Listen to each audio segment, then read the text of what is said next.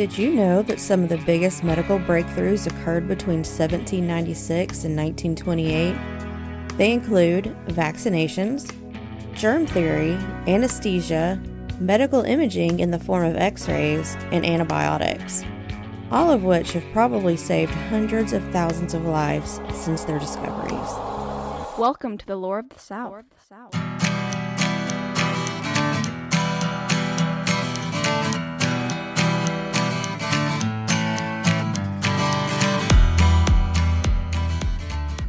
Welcome back to Lore of the South with me, Kelly Cruz. How's everyone doing? I made it through my first round of testing with nothing to report, so that's good news. I find out later this month if the doc will recommend more tests. Basically, I have severe anemia, and they're not sure why, so they're putting me through the ringer to make sure I don't have anything more serious going on.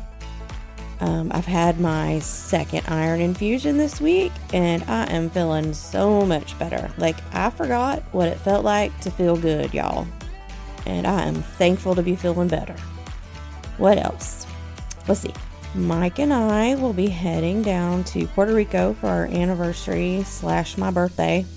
We're going to be staying in Old San Juan, and looks like from where we're staying, we'll be able to walk everywhere. If any of y'all have been, please send me your recommendations.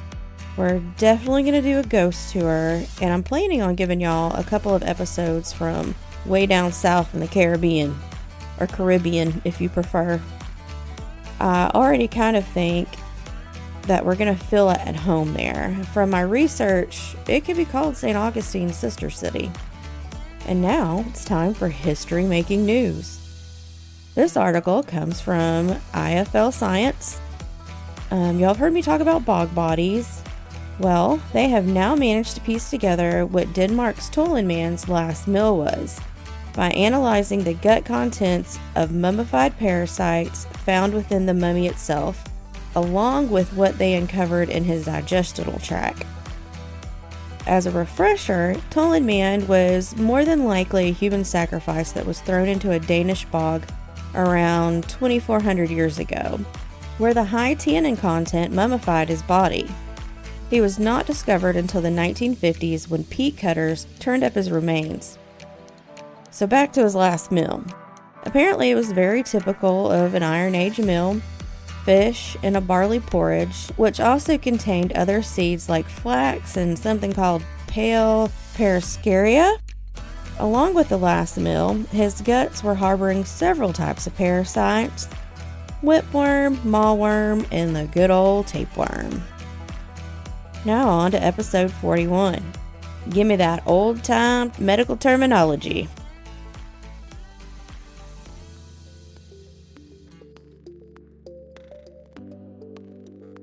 I'm planning on doing a Jamestown series for y'all, but it's going to take some time to put together, and I've run short on time this week. So what gave me the idea for today's topic was genealogy and reading about some of my ancestors' causes of death. That and reading historic texts and novels. Y'all, we used to have some super creative, if not downright insulting names for illnesses. So this episode might not be for everyone. Listener beware. I'm going to be talking about old-timey medical terminology, the modern names for illnesses, and I'll also be giving descriptions of said illnesses or disorders. So if you get a little queasy when hearing about such things, maybe skip this one. Of course, if tapeworms and bog bodies didn't run you off, you'll probably like this episode.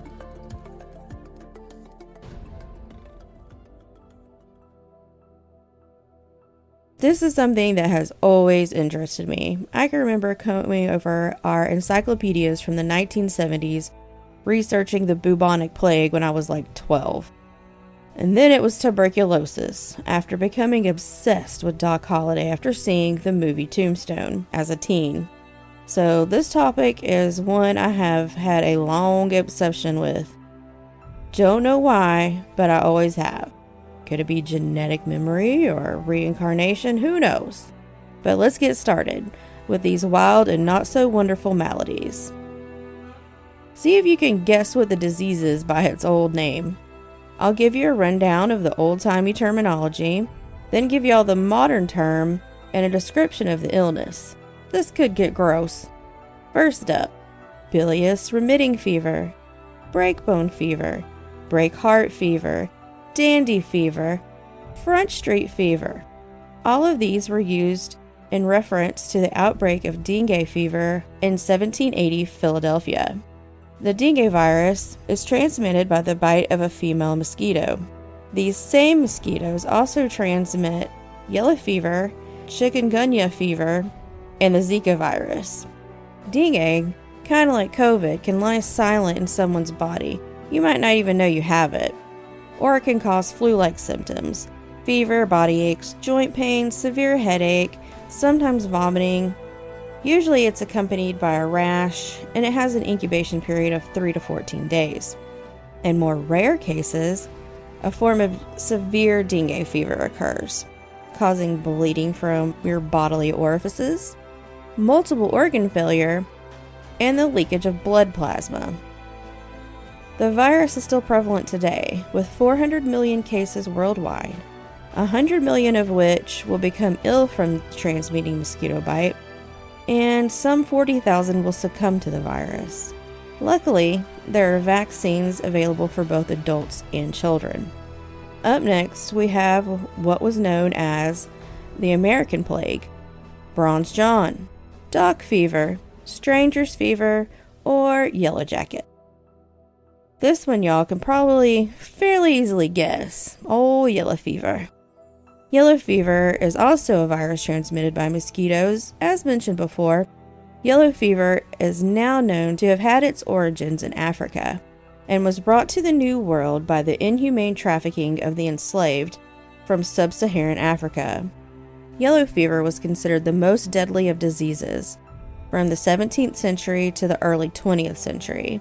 Heck, one of our most famous ghost stories here in Lake City came about because of a yellow fever epidemic. But I'll have to cover that in a later episode. Back to Old Yellow John. It has an incubation period of 3 to 6 days. At the onset of sickness, the victim will have a headache, fever, chills, vomiting, and body pain. Then it subsides in a few days. In 16% of those ill from yellow fever, the virus will turn acute. The symptoms will turn extreme. The patient might begin to feel better, only to fall extremely ill.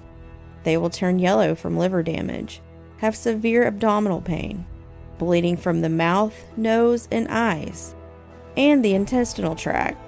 They also might vomit blood, which may appear black. In fact, the Spanish name for yellow fever was vomito negro, black vomit. In these acute cases, there is a 50% mortality rate. On the bright side, if you survive, you'll have a lifelong immunity. Today, yellow fever is found primarily on the continent of Africa, and like dengue, there are vaccinations available. Number 3 on our countdown of old-timey disease names: congestive chills, congestive fever, remitting fever, blackwater fever, and lastly, swamp sickness. Today, known as malaria. Malaria is still widespread and deadly across Africa, Southeast Asia, and South America. It is also transmitted by mosquitoes, but it's not a virus like our first 2 mosquito-borne illnesses. Malaria is caused by a parasite that the mosquito picks up from an infected host, then spreads it by biting another person. Malaria can be spread by blood transfusions, though modern testing should prevent this, shared needles, and can also be passed from mother to child during pregnancy. The malarial parasite, classed as a Plasmodium, invade red cells where they reproduce. The offspring of the mama Plasmodium cause the blood cells to burst, and all the baby Plasmodium invade nearby cells and start the life cycle over again. Symptoms of infection are headache, severe chills, high fever, high blood pressure, rapid breathing, stomach, muscle, and joint pain, along with the possibility of vomiting and diarrhea. In severe cases, acute anemia can occur. Issues with blood clotting, liver damage, low blood sugars, and acute respiratory distress. Kidney issues and neurological issues like posturing and the eyes not being able to move in the same direction at the same time. Also, seizures may occur. Symptoms can begin 10 to 15 days after the infected bite. Sometimes symptoms don't occur for more than a month. The fevers and other symptoms usually last for 36 to 48 hours. Then the patient will be overcome with the sweats. In many cases, especially before anti-malarial drugs, patients would seem to recover just to be overcome again in the next few months. Malaria is still a real threat today in developing countries. More than 409,000 people died in 2019 from it. The main form of preventing the malady is controlling mosquito populations and preventing bites in the first place. Up next to bat, we've got camp fever, jail fever, ship's fever, spotted fever, or the Irish fever, aka typhus. There are 4 types of the bacterial disease: epidemic typhus, spread by lice; marine typhus, like the bubonic plague, is spread from fleas that were feeding on infected rats; scrub typhus, spread by mites; and lastly, spotted fever, spread by ticks, and is only loosely related to typhus, mainly because of the rash and a few other symptoms. Epidemic typhus being the most common, though it is rare in modern times. Epidemics would break out wherever there were overcrowding, hence the names like jail fever, camp fever, ship's fever, etc. The term the Irish disease came from the potato famine in the 1840s, when extremely malnourished Irish fled to England and carried with them the lice that passed along epidemic typhus.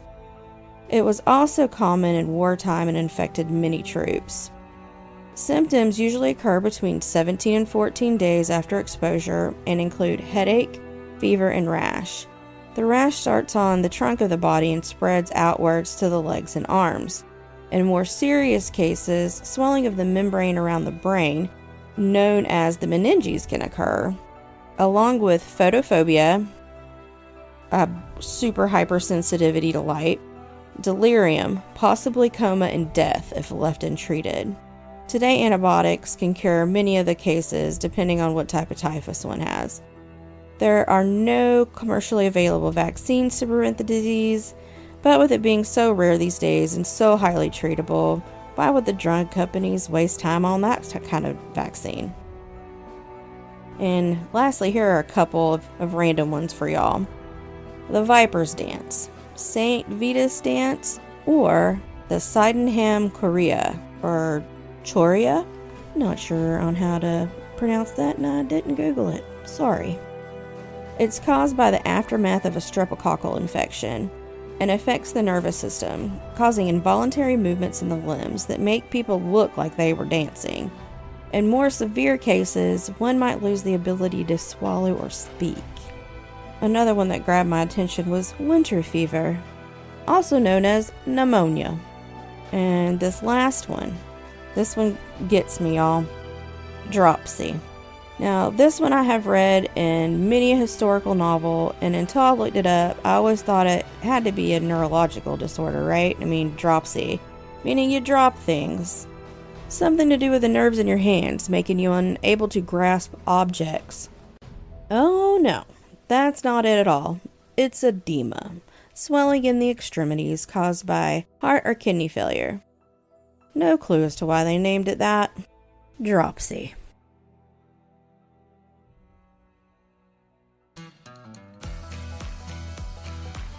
Side notes, here's a bit of Jeopardy brain for y'all. Something that I read or heard years ago, and it stuck in my brain like many random facts. Sickle cell anemia, which is only found in those who are African or of African descent, prevents the sufferer from becoming ill from malaria. It's a genetic mutation found in populations of people where malaria is the most prevalent. Not to say it's a blessing, because sickle cell comes with its own brand of lifelong suffering, namely liver and kidney issues. But yay for no malaria, I guess.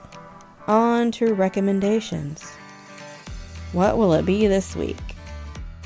I just rewatched season 3 of Stranger Things, and I'm looking forward to the last season coming end of May.